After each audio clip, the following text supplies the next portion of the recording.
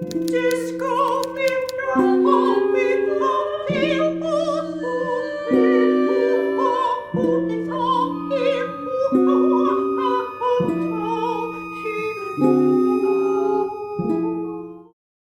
everybody. My name is Lenore Von Stein, and this is yet another episode of The Facts. And The Facts is art and discussion. This is a discussion, and I'm very happy today. We get to talk to Johann Hari, who wrote this wonderful book, Chasing the Scream, at the first and last days of the war on drugs. And we're talking to Johann via Skype. So are you there, Johann? Hey, Lenore, it's great to be with you. Thanks for having me. Oh, I'm so glad you can join us. I was thinking about these.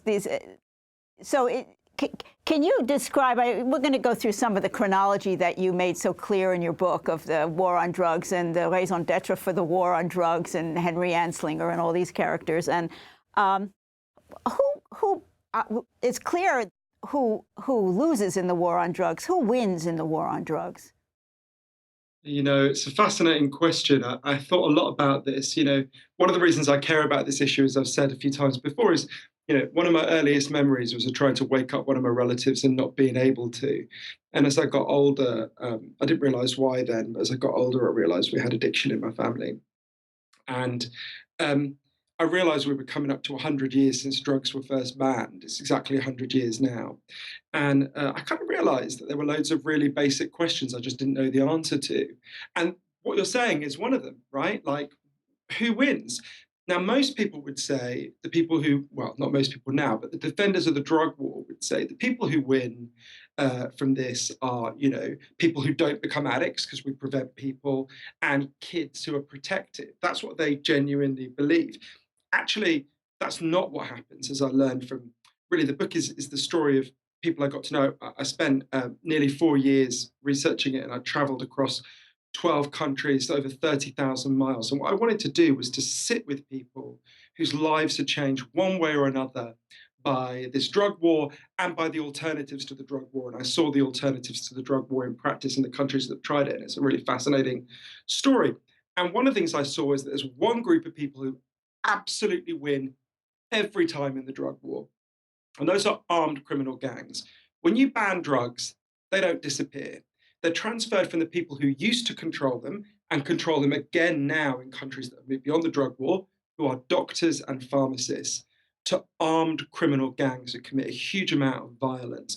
Now, that's bad enough in a, you know, place where you're from, Queens. If I think about, I spent a lot of time in Brownsville, Brooklyn, with a incredible, one of the wisest and most amazing people I know, a transgendered former crack dealer in Brownsville who spent a lot, who's one of the central figures in my book. I remember. It's wonderful, wonderful. Yeah, I'm sorry. Chino Hardin, a really Yes. brave and amazing Yes. person. I learned a lot from him, and I also learned a lot from hitman for the deadliest Mexican drug cartel called Rosalio Reta, who I interviewed and got to know. And so I think that they're the real winners. They're the big winners in this. I see. I see. So going back to, I mean, it seems to me there are several winners. I mean, there's this kind of this whole kind of murky morality, crazy, the pointing at them who caused the problems, and there are many winners in scapegoating groups of people. So can you tell us a little bit about this guy, Henry Anslinger, who is sort of Papa Doc of the drug war? I like that description. Harry Anslinger. It's really interesting. Harry Anslinger is probably the most influential person who no one's ever heard of. He invented the war on drugs way before Nixon, way before Reagan. He invented it. And I tell his story in Chasing the Scream. I start the story with the story of how he stalked and killed Billie Holiday, the great jazz singer. It's a story that has been largely untold up to now, and I think is tells you so much about what the war on drugs was really about at the start and what it's about now and what its effects are. In 1939, in Midtown Manhattan, Billie Holiday stood on stage and she sang the song for the first time, Strange Fruit, which your listeners will know it's a song against lynching. And you've got to understand how shocking it was to have an African American woman. Her goddaughter Lorraine Feather said to me, "You've got to understand how shocking it was to have an African American woman standing in front of an overwhelmingly white audience in a hotel where she wasn't even allowed to walk through the front door. She had to go through the service elevator and sing in a song against lynching." That night, Billie Holiday gets a warning from the Federal Bureau of Narcotics, which was run by the man you mentioned, Harry Anslinger. And it said, "Stop singing this song." Now, that seems like a weird place to begin because you think, well, what's that got to do with drugs, right? Harry Anslinger was a government bureaucrat who took over the Department of Prohibition just as alcohol prohibition is ending. So you've got this huge government department, very corrupt, very demoralized, with kind of nothing to do, right? They've lost the war on alcohol. Yeah. And Harry Anslinger wants to keep his bureaucracy going. And he invents the war on drugs. He's the first person to use the phrase war on drugs. And he really builds it around two things: a really deep hatred of addicts that he had, and a really deep hatred of African Americans. And he was regarded as a crazy racist in the 1920s and 1930s, to give you some idea of how racist he was. And Billie Holiday to him was like the symbol of everything that was going wrong with America. He was an African American woman singing against white supremacy, attracting mixed audiences. Also, she was a heroin addict. She had been prostituted as a child. She'd been raped for money as a child. Horrific circumstances. And since then, she'd been trying to stun her grief, initially with very strong alcohol and later with heroin, by the time she's singing Strange Fruit with heroin. And, and he resolves, when he tells her to stop singing this song, she effectively says, "Screw you, I'm an American citizen. I'll sing my song if I want to sing my song." Incredibly brave moment from Billie Holiday. And he resolves to destroy her. And I tell the story of how he destroyed her and played a role in causing her death. Poor Billy. Billy, Yeah. Billy. It's heartbreaking. I remember, you know, uh, it's the first person I spoke to lots of her friends, all her surviving friends that I could find, and it was a very haunting experience. The first person who Anslinger sent to stalk her was this guy called Jimmy Fletcher, who was an agent. Anslinger hated employing African Americans, but you couldn't really send a white guy into Harlem to stalk Billie Holiday, right? It'd be obvious. So Jimmy Fletcher is the first African American to be employed by Anslinger, and he follows Billie Holiday everywhere she goes for 2 years, and he gets to know her. And Billie Holiday was so amazing that Jimmy Fletcher fell in love with her. And his whole life, he felt ashamed of what he did. He busts her, she's put on trial. She said about the trial, it was called the United States versus Billie Holiday, and that's how it felt. And she's sent to prison. She doesn't sing a word in prison. She's there for 18 months. She's made to work in the pigsty. But the cruelest thing is when she gets out, right? When she gets out, you need a license to perform anywhere where alcohol was served. And Anslinger makes sure she doesn't get it. So she couldn't sing. Her friend, amazing jazz singer called Yolanda Bavan, said to me, "What's the cruelest thing you can do to a person? Is to take away the thing they love."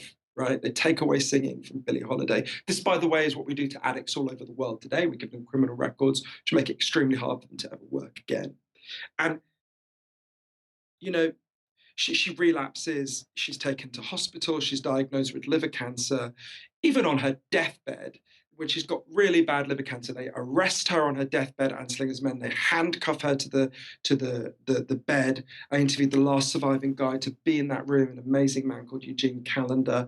And she's obviously in hospital. They won't give her any heroin, so she goes into withdrawal, which is very dangerous if you're as weak as she was with cancer. And one of her friends manages to insist that she's given methadone, and she starts to recover. And then Anslinger's men cut her off for the methadone, and she dies. And it's a heartbreaking story in all sorts of ways. Her friend Yolanda Bavan, the person I just Yeah. mentioned, who's a jazz singer, said, I asked her once, try to remember her exact words, which I can't, but one of the things I often ask people when I'm interviewing them about someone who's died is I say, if you could speak to them now, if you could speak to Billie Holiday now, what would you say? And Yolanda had been talking about how, towards the end of her life, Billie Holiday was sure she'd be completely forgotten, right? She thought this was the end. And Yolanda said to me, if I could speak to her now, I'd say, Billie, baby, this morning I went into Whole Foods in Columbus Circle and they were playing your songs. Nobody forgot you. And it really stayed with me, that, and I think the story of Billie Holiday helped me a lot because, I mentioned before, uh, that one of the reasons I wanted to write the book is because we had addiction in my own family, and I think anyone, and a lot of people watching this will be very familiar with what I'm saying. If you're honest, anyone who loves an addict, you're angry a lot of the time. And I think one of the reasons why this debate is so charged is because it runs through the hearts of all of us, right? We all have a Harry Anslinger inside us. We all have a bit of us that when you see an addict, think somebody should just stop you, right? And we all have a more compassionate part of us. And to help me resolve that, I think it really helped me to think about the heroism of Billie Holiday and the heroism of a lot of the addicts I met, that no matter what they did to her, she always found somewhere to sing that song. She never stopped. She would go to the South where it was really dangerous, and they would threaten her with bottles and they would do the most terrible things. And she sang her song against lynching. And I think to know that addicts can be heroes is a really valuable thing. Maybe one of the things that the war on drugs speaks to obliquely and not so obliquely is that kind of built-in decency, heroism in people. Billie is an example of it. Her whole life was an example of it. It's a way to keep you down by labeling you, and when you medicate yourself in some way to stop whatever you're feeling. And when I grew up, I grew up in a place where there were addicts, and I used to look at them and I think, well, clearly, I had one friend who was an addict. This is not something I ever want to be involved in at all. I never want to be that vulnerable. I never want to be that needy. And later on in life, I had a friend from Naples, grew up in Naples, and he said had a hard time with heroin. And I've known many people who have a hard time with heroin. And I asked him, when you saw these junkies on the street in Naples, didn't that stop? Didn't that make you not want to do it? He said, no. He said, no, that didn't make me not want to do it. And the conversation ended there, because he had other reasons to do it that superseded or maybe, I don't know, it's complex. But to treat this complex problem with this big, heavy military boot, which is what the war on drugs is well, it's criminal, isn't it? I mean, I think of it as criminal. And can you talk a little bit about I just want to, I don't know why, but I want to jump back into the chronology of things so people are sure. So Anslinger leads this charge. He comes out of prohibition. Alcohol is back on track, and so how are we going to run this agency that was set up to keep people away from alcohol? What do we keep them away from now? So we keep them away from this stuff, and the marijuana stuff, targeting the Mexicans and the artists again, and the who they could get their hands on. And so there was this thing called the Harrison Act in 1914. That's before this other stuff we're talking about, that because medical people did prescribe opiates, right? They did prescribe these things. These were medications for different diseases. Yeah, go ahead. Sorry. Yeah, it's really fascinating to know. It's really so true what you're saying. It's fascinating to look at what happened before drugs were banned, right? Because I didn't know about this, but when I started doing the research, you think, oh yeah, well, so if drugs have only been banned for 100 years, what happened before? And it's really interesting. Drugs used to be sold, you go to your local pharmacy and you'd buy them. So you would, for example, buy opiates, which obviously heroin is a very strong form of, would mostly be bought in the form of something called Mrs. Winslow's soothing syrup, which was like a drink, like a the kind of drink you would take if you had a bad cough or something, although it had opiates in it. You could buy coca-based products, which obviously contain the same element as cocaine. Coca-Cola, in its origins, really did contain the same thing as cocaine. That's why it's called Coca-Cola.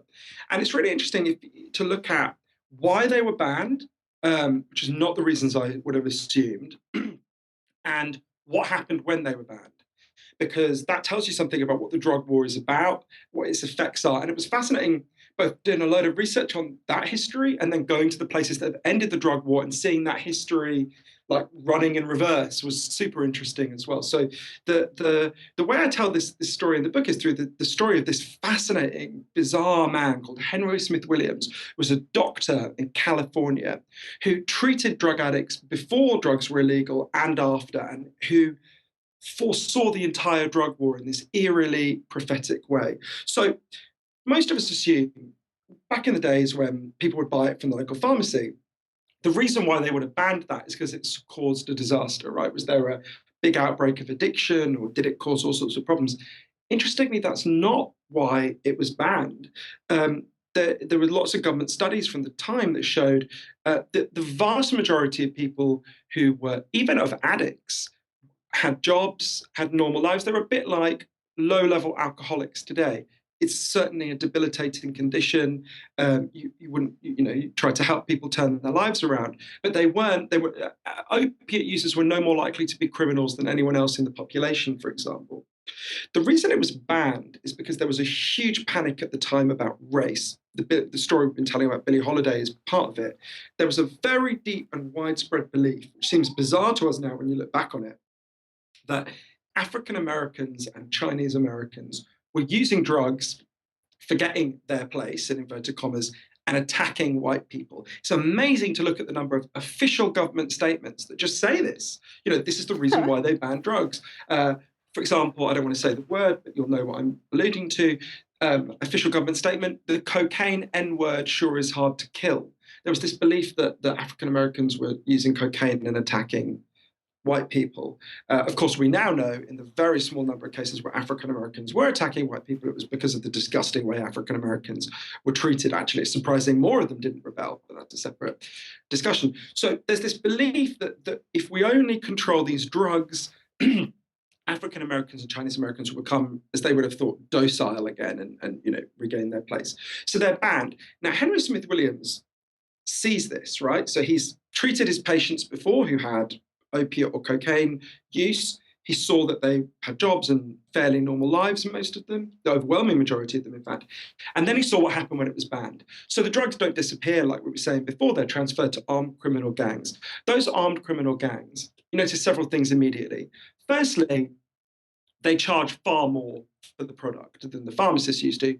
Because at the end of the day, if you're asking someone to risk their freedom to sell you something, they're going to ask for more money for it, right? If it was a crime to sell potatoes, Yes. you would want a lot more money to sell me potatoes than you would today, right? Mm-hmm. So they charge, the price goes up by like 1,000%, which means that obviously, if you want to carry on in your habit, you're more likely to turn to crime as a user. So a lot of women started prostituting themselves. A lot of men started turning to property crime like burglary.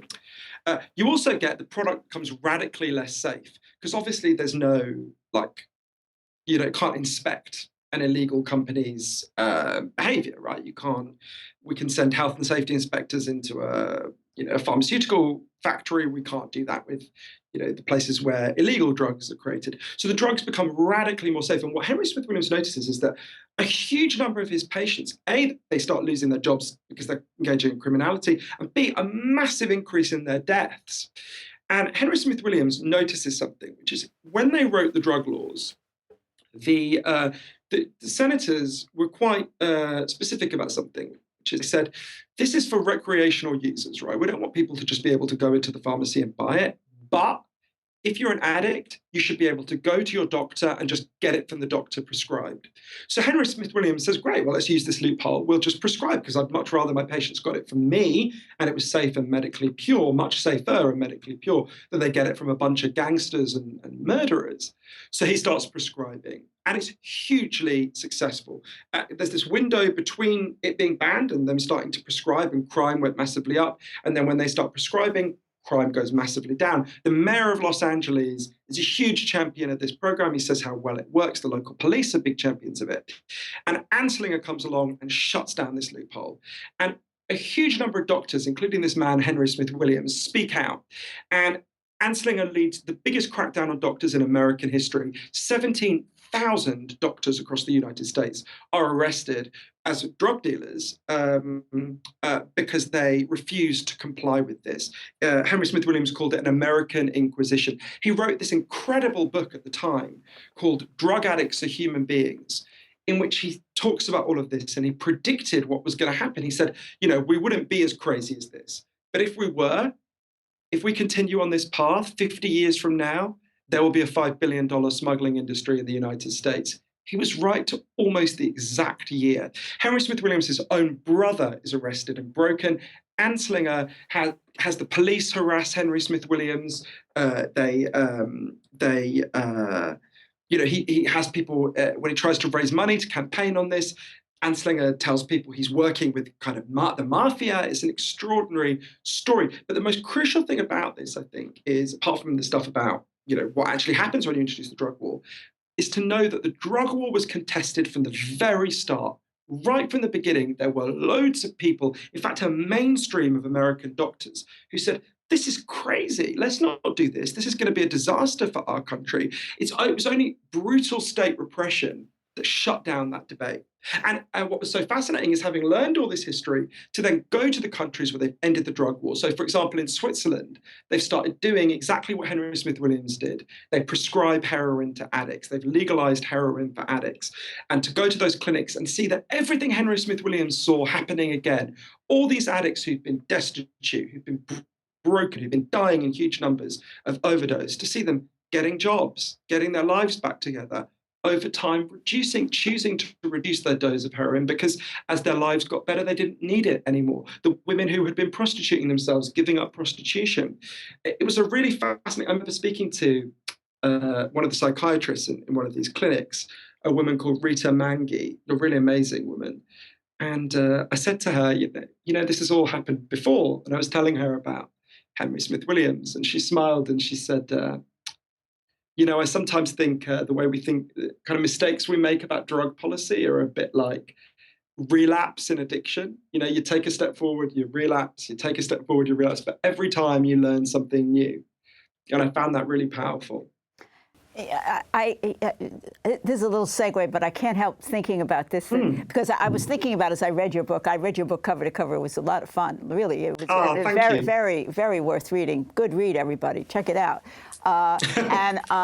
But I kept on thinking, why does this stuff fly and continue to fly? How did it fly? This illogic, this bad reasoning, this going against science, and one of the issues that came up over and over again was a way to handle white guilt, white paranoia, that underlies so much of what goes on, at least in the United States and I think in other countries. And even though the bulk of people who use drugs are white, the bulk of people go to jail for it or not. And then I got to throw this in because I watched this thing on the monarchy, the history of the British monarchy, and it got to the point of George and the American Revolution and stuff, and talking about the Washington and all these guys who set up this country, and the guy who was doing them was really an interesting historian. I mean, he spoke beautifully, he had wonderful glasses and everything, but then he said, they were really upstanding, great. He was a great man. George Washington owned slaves. He's a great man, but there's this other subtext, there's this other story that's going on constantly that in this historian's version of what went on was completely not important.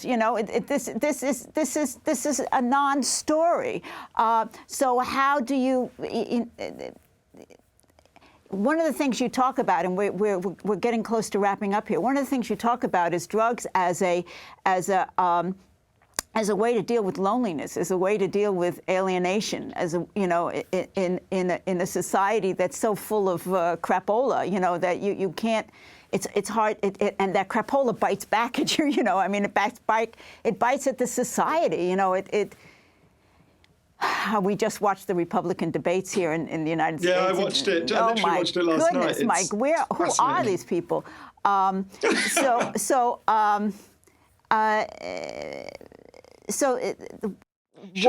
talk a little bit about the thing about loneliness and disconnection? Yes. How long have we got, Lenore? Because I'll time myself. I can do this. We've quickly. got about 3 minutes, a little less than 3 minutes. Okay, so what I wanted to understand is what really causes addiction. And this is the thing I learned about that most surprised me. I used to think, like pretty much everyone watching this, I'm guessing that addiction is caused by the drug itself. If you'd said to me a few years ago, what causes heroin addiction, I would have looked at you like you were a bit of an idiot. I would have said, well, obviously heroin causes heroin addiction, right? It's kind of obvious. The first thing that alerted me to the fact there's something not right about this is when it was explained to me, if I step out of this interview and I get hit by a truck and I break my hip, I'll be taken to hospital and I'll be given loads of something called diamorphine. Diamorphine is heroin. It's just a medical name for heroin. It's much stronger heroin than you get from a drug dealer because it's medically pure. You get given that diamorphine for quite a long period of time in hospital. Anyone who's had a broken hip will have been given it. If what we think about addiction is right, that it's caused by the drug, loads of those people should become addicts. This has been studied very closely. It doesn't happen. And when I learned that, I thought it's just so weird. How can that be? It doesn't make sense. I only began to understand it when I went and interviewed a man called Bruce Alexander, a credible professor of psychology in Vancouver. He explained to me the idea of addiction we have comes partly from a series of experiments done earlier in the 20th century. They're really simple experiments. Your viewers can do them at home tonight if they feel a bit sadistic. You get a rat and you put it in a cage and you give it 2 water bottles. One is just water and one is water laced with either heroin or cocaine. If you do that, the rat will almost always prefer the drugged water and almost always kill itself. So there you go, it's our theory of addiction. Except in the 70s, Professor Alexander comes along and says, well, hang on, we're putting these rats in an empty cage. They've got nothing to do except use the drug. Let's do this differently. So he built a cage he called Rat Park, which is like heaven for rats. Anything a rat could want in life, it's got their cheese, coloured balls, loads of friends, it can have loads of sex, and it's got both the water bottles, the normal water and the drugged water. But here's the fascinating thing. In Rat Park, they don't like the drugged water. They almost never use it. None of them ever use it compulsively. None of them ever die of overdoses. Now, what that tells you, I'm almost out of time, but what that tells you is, the way we've been thinking about addiction is wrong. Addiction is not primarily about the chemicals. It's an adaptation to your environment. If you are isolated and cut off or beaten down by life, you will bond with something that gives you some sense of relief. That could be pornography, that could be cocaine, that could be alcohol. But addiction is about trying to form a bond in circumstances where you can't form a bond with anything else. Thank you.